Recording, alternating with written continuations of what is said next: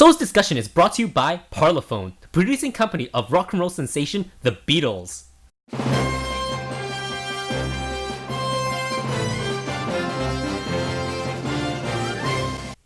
Welcome back to So's discussion, where our news is so-so.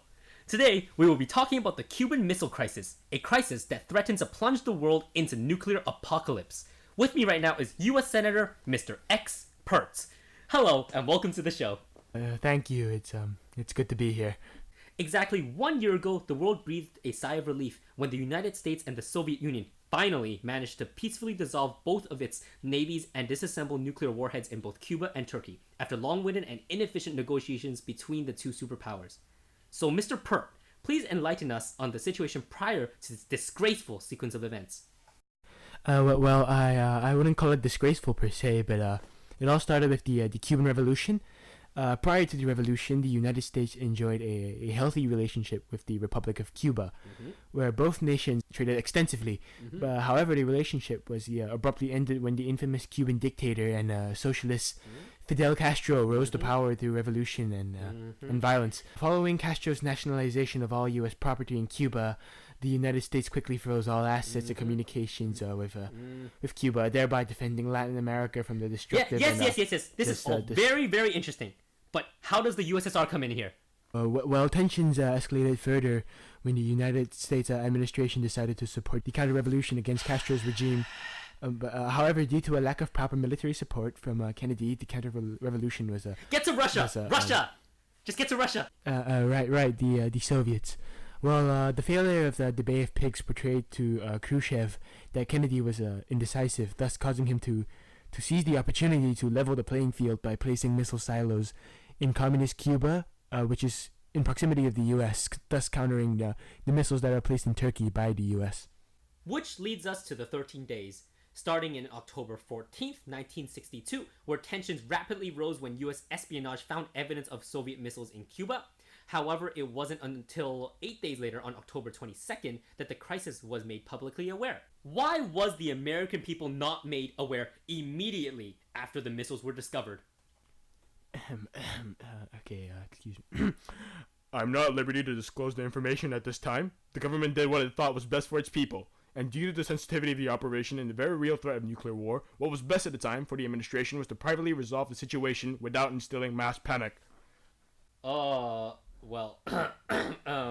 next 3 days comprised of inefficient mailing of letters filled with convoluted propositions and requests between the Soviet Union and the US.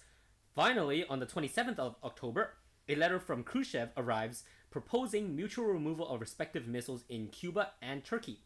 However, the proposal was made after an American U-2 plane was shot down, killing the pilot. And it was only due to Kennedy's restraints that negotiations continued and an agreement was made, thereby resolving the crisis. Why did it take 3 days for the most powerful nations of the known world to properly communicate a solution? The generally disgraceful state of communication was inexcusable, and I personally believe that clear and proper negotiations during such crises must be maintained. However, rest assured, measures have been taken by both the Soviet Union and the United States to ensure that communication between the two superpowers are now clear and direct through the use of a direct telephone line. Is it safe to be in such close and direct contact with our ideological counterparts? In order to ensure that this crisis does not repeat itself, clear communication must and needs to be established, and it finally has.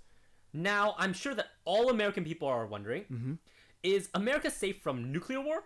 And should we be concerned about our communist neighbors, Cuba? It can be safely said that the threat Cuba poses militarily towards the United States is relatively low. And that the American people can rest at their homes knowing that war through Latin America will not erupt. However, as for the nuclear war, I cannot be certain. But I do know that both the US and the USSR are working towards peaceful ends to this stalemate, and that we both hope for peace and prosperity for all free peoples of Earth and the Soviet Union. And I'd like to say once and for all that the great people of America must and will endure. Thank you, Mr. Expert! That's all the time we have here today. Just a reminder, So's discussion is brought to you by Parlophone, the producing company of rock and roll sensation The Beatles. Don't forget to get their upcoming album with The Beatles, which is releasing on November 22nd. Tune in next time on So's discussion, where our news It's so-so.